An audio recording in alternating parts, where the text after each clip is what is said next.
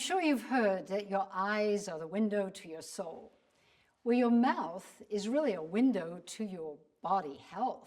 And this is something that I believe the ancient cultures of the world were well aware. In India, they would look in the mouth and check the tongue, and the color and health of the tongue was used to determine the health of the person. I'm sure you have your own stories of maybe your grandma, the same sort of thing. She would often look in your mouth to tell the health of your body. We've kind of forgotten about that.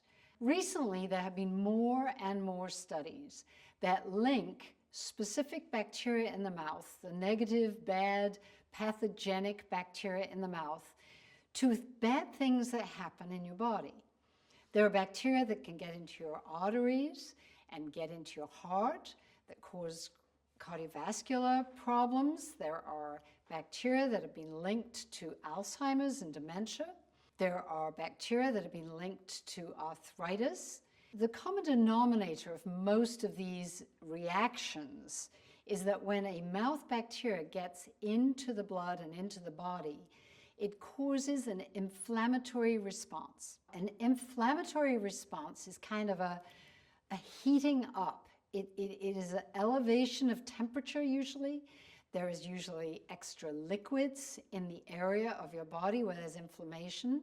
If you think about if you sprain your wrist or you hurt someplace on your body, the reaction that you get is a swelling and often a heating up. It actually is hotter and there's more liquid in the area.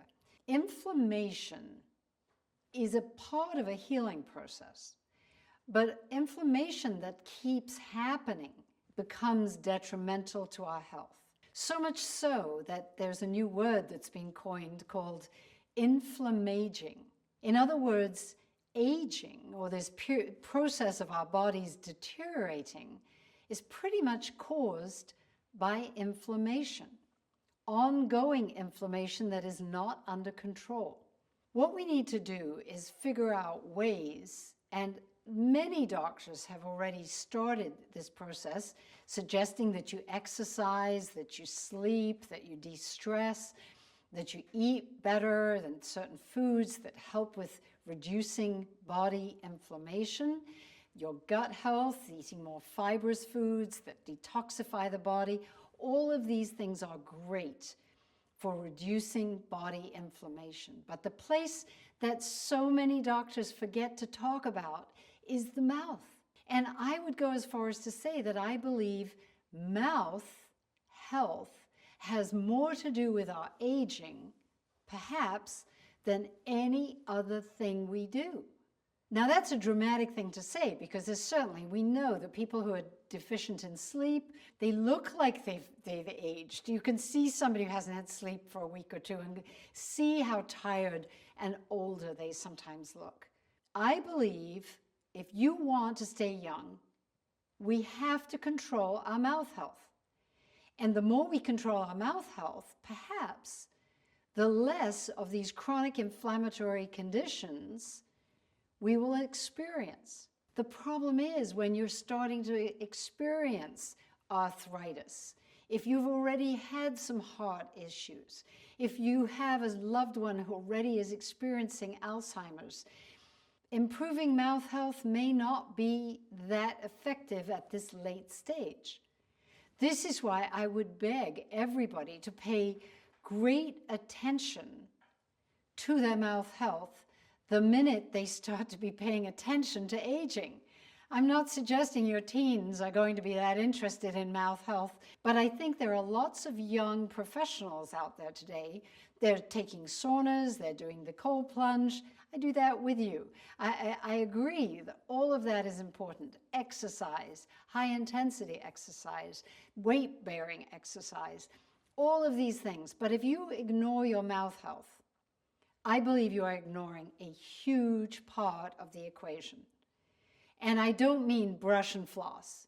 I don't mean using the latest fancy toothpaste that everybody is raving about. We don't even know if it works.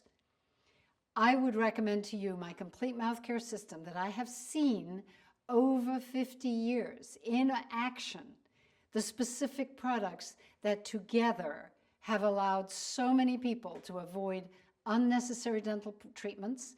It has allowed them to keep their gums healthy, to keep their periodontal pathogen levels at a beautiful level.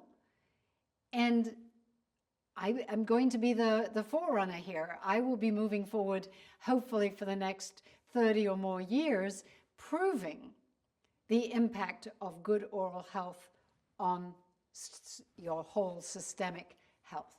So if you want the window to your body to reflect a lack of inflammaging, I would highly suggest learning how to use xylitol appropriately and how to use my complete mouth care system for all its benefits. I have a 2025 edition of Kiss Your Dentist Goodbye, written from 20 years of answering questions about this. So 20 years of questions has made me redesign the book. It's new from cover to cover. I think you would really enjoy it. And of course, there are lots of videos out there on ways to use my complete mouth care system and enjoy ultimate oral health.